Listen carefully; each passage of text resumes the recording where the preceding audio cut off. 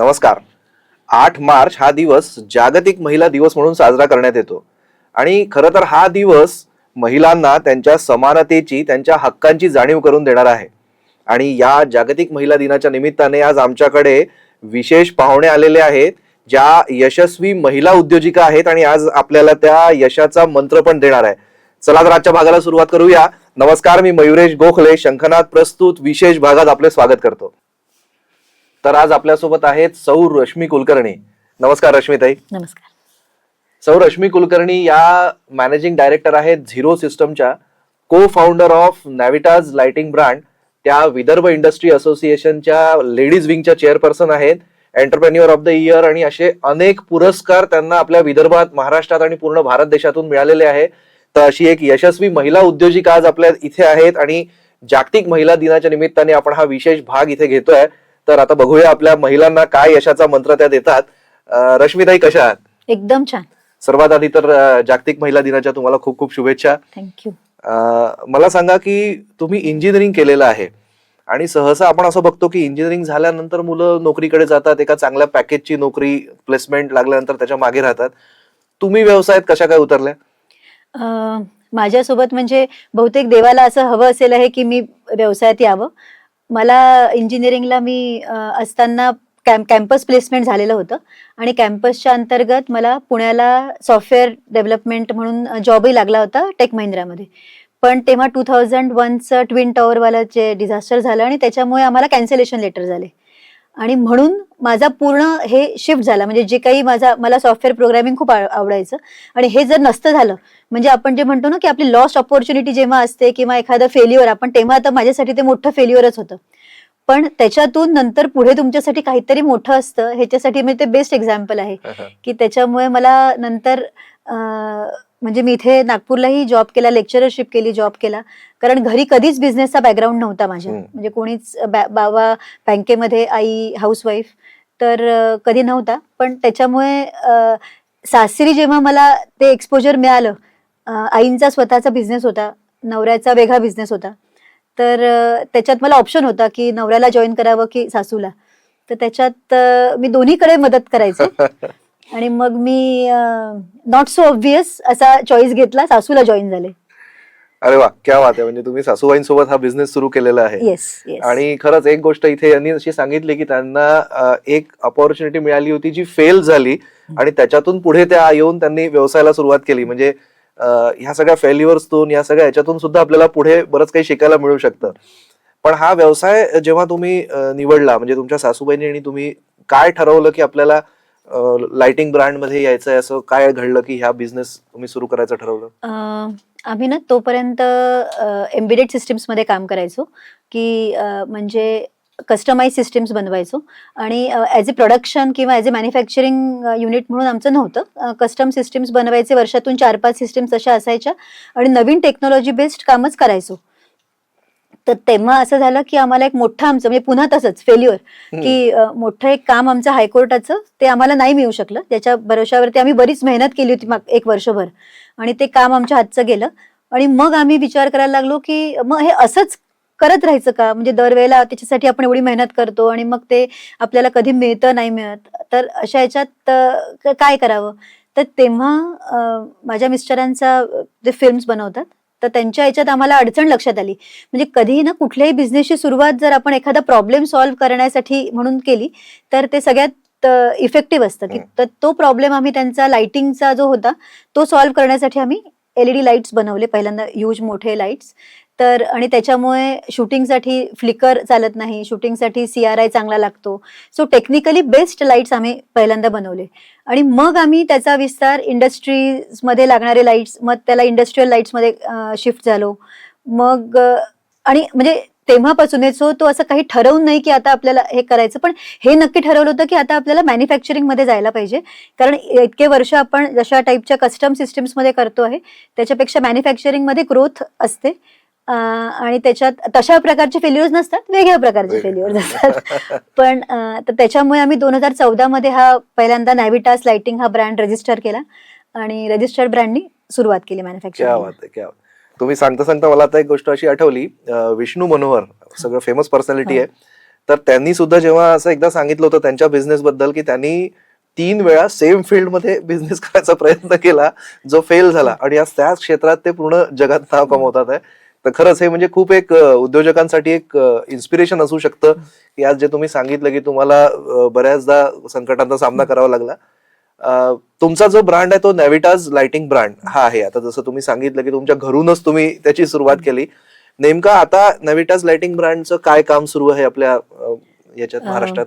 आता आम्ही फक्त महाराष्ट्रापुरते मर्यादित नाही आहोत. हम्म, आम्ही देशभरात आमचे क्या लाईट्स बात आहे, जातात. क्या बात आहे. डीलर डिस्ट्रीब्युटर नेटवर्क आहे आणि आम्ही रिटेलमध्ये काम नाही करत. आम्ही आयदर प्रोजेक्ट्स करतो किंवा आम्ही गव्हर्नमेंट सप्लाईजमध्ये आहोत. जसे जसे आता इंडस्ट्रियल लाईट्स कडूनही जेव्हा त्याच्यातही कॉम्पिटिशन, त्याच्यातही चायनीज लाईट्स येणार, त्याच्यातही हो. तुम्हाला रेट्सच्या याच्यासाठी कॉम्पिटिशन. तर हे सगळं बघताना आम्हाला गव्हर्नमेंट ई मार्केट प्लेस म्हणजे आपण जे म्हणतो गव्हर्नमेंटचा खूप चांगला इनिशिएटिव्ह आहे. टेंडर्स आजकाल त्याच्यावर निघतात. तर ती एक जशी आपली अमेझॉन ही सामान्य लोकांसाठीची मार्केट प्लेस आहे तशी गव्हर्नमेंट बायर्ससाठी जेम ही मार्केट प्लेस आहे. तर तिथे तुम्हाला सगळे प्रॉडक्ट्स बघायला मिळतात. तिथे त्याचा अभ्यास करता करता माझ्या लक्षात आलं की आपल्याला ह्या टाईपच्या कुठल्या टाईपचे प्रॉडक्ट सध्या जास्ती गव्हर्नमेंट बायर्स घेतात आहेत. तर तिथे तो आपल्याला रिसर्च करायला ती साईट खूप छान आहे असं मला वाटतं. म्हणून मी तो एक इथे मुद्दामून उल्लेख करते की तो नक्की त्याचा व्यावसायिकांनी उपयोग करावा की त्याच्यावरती आपल्याला समजतं की कोणत्या प्रकारचे मार्केटमध्ये काय कॉम्पिटिशन आहे, ते काय रेट्सला प्रॉडक्ट्स विकतात आहेत, कुठल्या टाईपचे ऑर्डर जास्ती येतात आहेत. मग त्याच्यात आमच्याकडे R&D आमचं खूप स्ट्रॉंग आहे, रिसर्च अँड डेव्हलपमेंट. मी स्वतः त्याच्यात लक्ष घालते. तर नवीन नवीन इनोव्हेटिव्ह प्रोडक्ट्स बनवणं आणि तर आम्हाला त्याच्यामुळे दिशा मिळाली की कुठल्या प्रकारचे प्रॉडक्ट बनवायला पाहिजे. तर त्याच्यात आम्ही हे डिझास्टर मॅनेजमेंटसाठी लागणारे लाईट्स हे एक निश मार्केट आम्ही त्याच्यातलं पकडलं 2019 पासून. आणि मला सांगायला अतिशय आनंद होतो की तेव्हा आम्ही 2019 मध्ये त्याच्या 1-2-3 वर्ष आधीपासून जो काही रिसर्च केला त्याच्या अंतर्गत आम्हाला एका आमच्या लाईटसाठी पेटंट पण आम्ही घेतलेलं आहे. तर अशा टाईपचे लाईट्स आम्ही बनवायला लागलो आणि मग गव्हर्नमेंटमध्ये रेल्वेजमध्ये ऍक्सिडेंट रिलीफ ट्रेन्स की जिथे त्यांना ऍक्सिडेंटमध्ये कामात येतात किंवा fire departments, disaster management departments, air force, navy याही सगळ्या ठिकाणी कुठेही पोर्टेबल जिथे तुम्हाला मोठा एरिया लीड करायचा आहे आणि तिथे तुमच्यापाशी लाइटिंग सिस्टीम नाहीये तर ही सिस्टीम पोर्टेबल असते. तुम्ही ती कॅरी करून घेऊन जाऊ शकता आणि 2 मिनिटात तो 4 मीटर उंच जातो लाईट आणि तो जवळपास 1 lakh square feet area cover करतो. अशा पद्धतीचे ते लाईट्स आहेत. आणि हे ह्याच्या सोबतच आम्ही काही युएसच्या कंपनीसाठी पण ऍज ए OEM सप्लायर आहोत या लाईटसाठी, नॅव्हिटासच्या लाईटसाठी. फक्त ते त्यांच्या ब्रँडने आम्ही बनवून देतोय. ते नॅव्हिटास ब्रँडचे नाही आहेत पण ते पण आम्ही मॅन्युफॅक्चरिंग आमचं आहे. आणि हे युनिट कुठे आहे, मॅन्युफॅक्चरिंग युनिट तुमचं? आता आमचं हिंगणा MIDC ला युनिट आहे. किती जण काम करतात? तिथे 16 माझे फुल टाइम म्हणजे घरातले फॅमिलीतले आम्ही दोघी सोडून 16 जण आता आहेत. महिला किती आहेत त्याच्यामध्ये? महिला 50% आहेत. म्हणूनच मी विचारण्याचा हाच हे होता की महिलांना सुद्धा एक नोकरीची संधी तुम्ही दिलेली आहे. आता ज्या महिलांना व्यवसाय सुरू करायचा आहे तर त्यांनी काय नेमका विचार केला पाहिजे? कारण जसं आता तुम्ही हे खूप चांगलं सांगितलं की ती गव्हर्नमेंटची एक पोर्टल तुम्ही सांगितलं, काय त्याचं नाव? गव्हर्नमेंट ई मार्केट प्लेस, जेम. तर हे एक नवीन आम्हाला कळलं आज याच्यातून की व्यवसाय करताना गव्हर्नमेंट सोबत जर तुम्हाला डील करायचे तर याच्या थ्रू करू शकता. पण व्यवसाय सुरू करण्यासाठी जो सुरुवातीला जो एक विचार जो असतो, जो बेस असतो, तो नेमका काय करायला पाहिजे? पहिल्यांदा तेच मी जसं हे म्हटलं की जसं आम्ही लाइटिंगचंही सिलेक्ट केलं तर तुमच्यामध्ये तुमच्या कोअर कॅपेबिलिटीज काय आहेत, तुमच्यातल्या क्षमता काय आहेत. की कारण कुठलाही बिझनेस तुमच्या इनिशियल जो त्याचा फाउंडर असतो त्याच्या क्षमतांच्या बेसिसवरच तो पुढे डेव्हलप केला जाऊ शकतो. तर तुमच्या क्षमता काय आहेत, तुमच्या क्षमतांच्या मदतीने तुम्ही कोणता सोसायटीचा कोणता प्रॉब्लेम तुम्ही सॉल्व्ह करू शकता आहे हे तुम्हाला आधी शोधायला हवं. की तशामुळे तुम्ही मग त्याला तुम्हाला पार्टनरची गरज आहे का? कारण आजकाल खूप फास्ट टेक्नॉलॉजी शिफ्ट होते आहे, खूप फास्ट ग्रोईंग आहे. त्याच्यामुळे बरेचदा सगळा स्किल सेट आपल्याकडे एकाचकडे असेल असं नसतं. त्याच्यामुळे तुम्ही तुमच्या जेव्हा एज्युकेशनमध्ये आहात तेव्हाच जर तुम्ही तुमच्याशी कॉम्प्लिमेंटरी एखादा पार्टनर बघत राहिलात की कोण मला याच्यामध्ये मदत करू शकेल, कॉम्प्लिमेंटरी सेट असलेला तर स्किल सेट तर त्याच्यामुळे तशा याच्यामध्ये जर तुम्ही बघितलं तर तुम्हाला एखादा चांगला पार्टनर घेऊन तुम्ही तो बिझनेस, तर त्याचे सक्सेसचे चान्सेस जास्ती वाढतात. कारण सगळ्या याच्यामध्ये म्हणजे कारण बिझनेसमध्ये तुम्हाला जवळपास 6 लिव्हर्स वरती काम करावं लागतं. म्हणजे स्टार्टिंग फ्रॉम पीपल म्हणजे HR, finance, sales, marketing, strategy, काय कुठल्या ह्यानी हे करायचं, मार्केट रिसर्च. तर ह्या सगळ्या ह्याच्यात तुम्ही हे करत असताना तुम्हाला म्हणजे आणि समजा मॅन्युफॅक्चरिंग मध्ये असाल तर ते मॅन्युफॅक्चरिंग प्रोसेसेस हे सगळं, तर ते सगळं एकट्याला करणं डिफिकल्ट असतं. त्यामुळे टीम हा सगळ्यात महत्वाचा भाग असतो. सो आजकाल स्टार्टअपमध्ये खूप हे आहे की को फाउंडर जर असेल तर तुम्हाला मदत होते. आणि तुम्हाला ज्या कोअर स्ट्रेंथ तुमच्यामध्ये पाहिजे, कोअर क्वालिटीज, त्या म्हणजे लिडरशिप असायला पाहिजे. आणि मला असं वाटतं की आणि जे टीम मॅनेजमेंट म्हणजे ती ना महिलांमध्ये बॉर्न टॅलेंट आहे असं मला वाटतं. म्हणजे 99% लेडीज ह्या खूप चांगल्या ऍडजस्ट करतात. त्यांना लहानपणापासून घडवलेलं असतं की तुला दुसऱ्या घरात जायचं आहे, दुसऱ्या घरी जायचं आहे आणि तिथे वेगळ्याच अननोन लोकांसोबत तुम्हाला ऍडजस्ट करायचं असतं.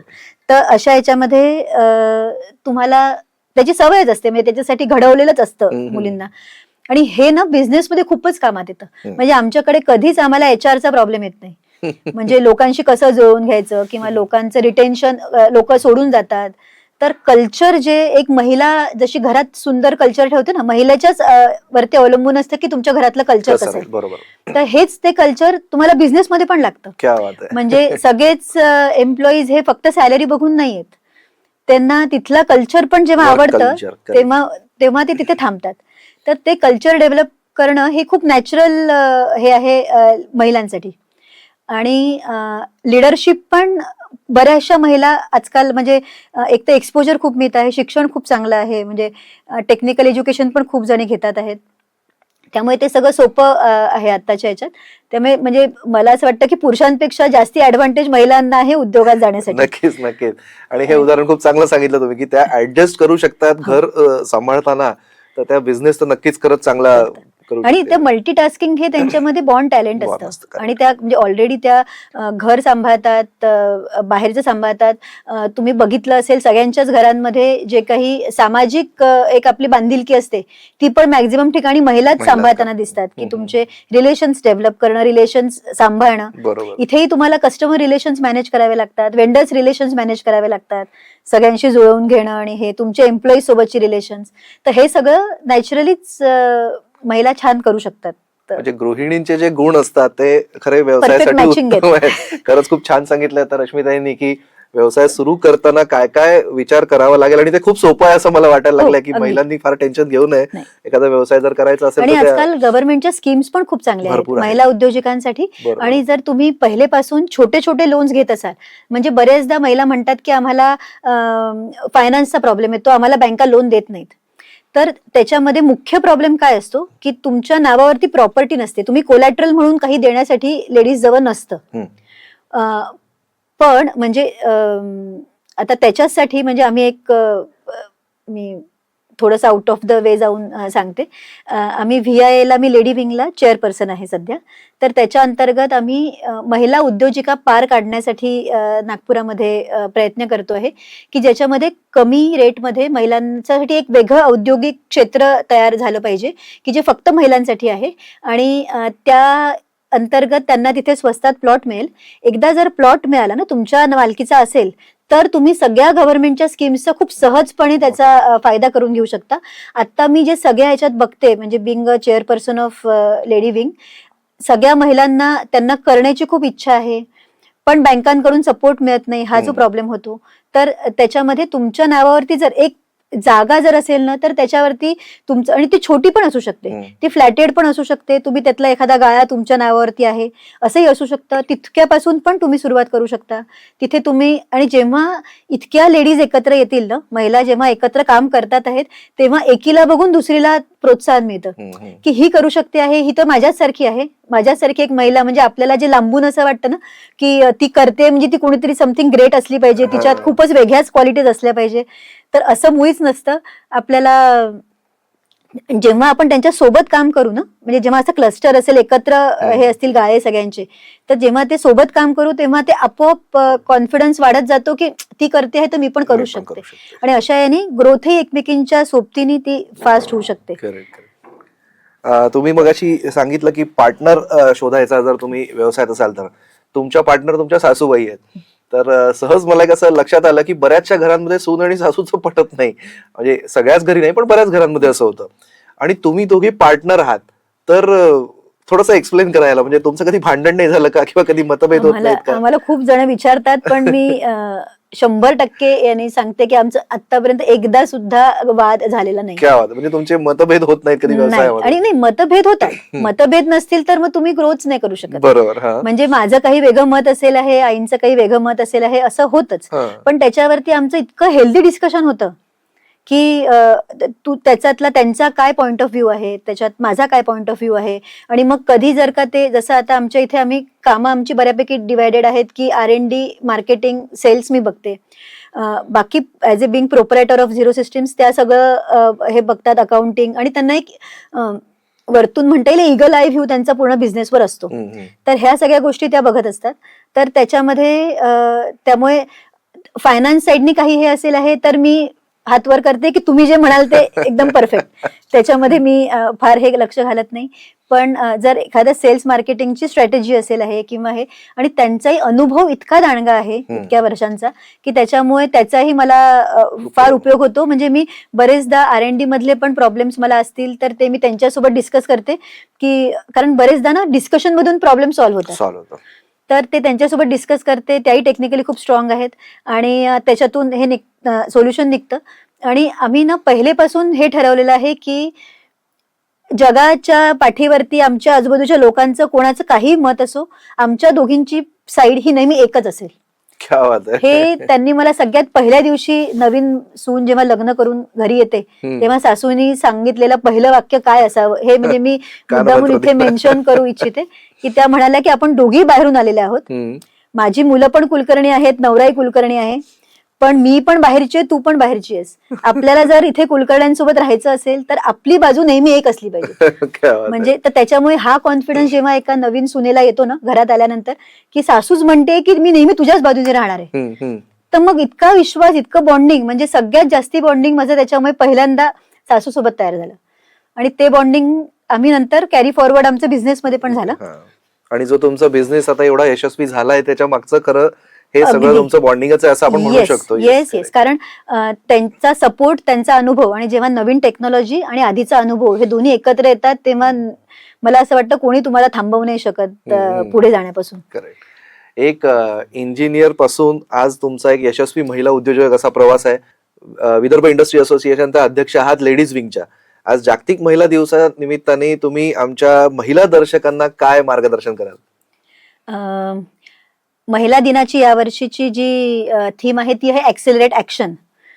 तर आतापर्यंत आपण भरपूर महिलांच्या डेव्हलपमेंटसाठी काय करायला पाहिजे, त्यांचा उद्योग वाढवण्यासाठी काय करायला पाहिजे, त्यांच्या एम्पॉवरमेंटसाठी काय करायला पाहिजे, त्यांना इक्वॅलिटीसाठी काय करायला पाहिजे, याच्यावरती भरपूर डिस्कशन्स होतात.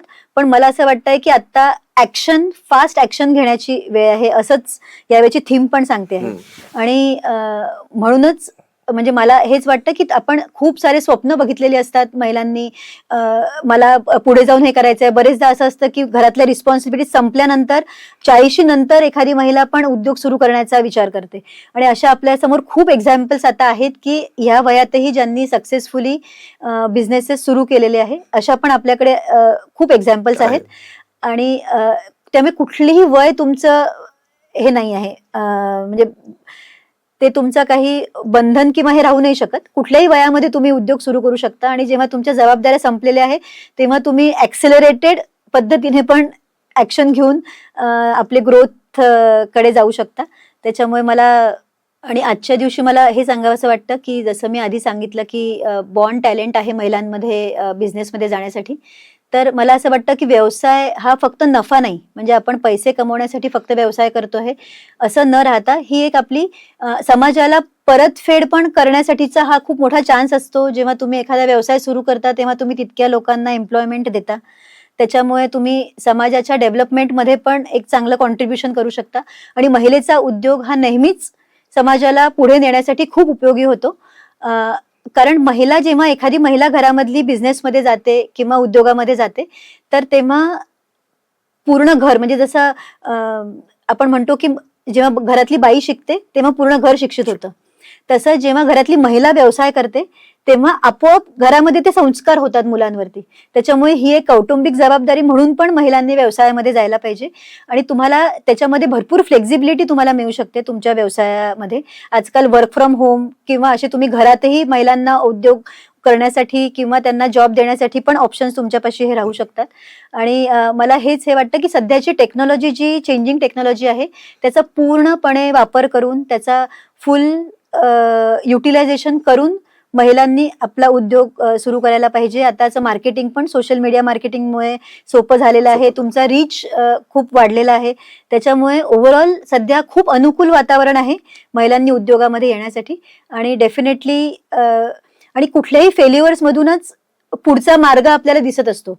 त्याच्यामुळे ती एक, जर एखादं फेल्युअर येत असेल तर तुम्ही खुश व्हायला पाहिजे की येस, मला काहीतरी फेल्युअर आलं म्हणजे आता काहीतरी माझ्यासाठी मोठी स्टेप पुढे असेल की ज्याच्यावरती मी शोधून ते पुढे जाऊ शकेन. त्याच्यामुळे मला नक्कीच असं वाटतं की हे महिलांना फार चांगल्या संधी आताच्या जगामध्ये आहेत आणि त्याचा पूर्ण उपयोग करून त्यांनी पूर्ण धैर्याने पुढे जायला पाहिजे. नक्कीच. तुम्ही खरंच आज जे काही सांगितलं ते अगदी प्रेरणादायक होतं आणि खूप नवीन नवीन गोष्टी सांगितल्या. गृहिणींच्या दृष्टीने पण तुम्ही खूप अगदी साध्या साध्या उदाहरणातून किती मोठं एक यश मिळू शकतं. खरंच खूप छान सांगितलं. तुमच्या नॅव्हिटास लाइटिंग ब्रँड आणि तुमच्या पुढच्या सगळ्या फ्युचर प्रोजेक्टसाठी आमच्या शंखनादच्या पूर्ण टीमकडून तुम्हाला खूप खूप शुभेच्छा. तुम्ही इथे आलात, आम्हाला इतका बहुमूल्य वेळ दिलात.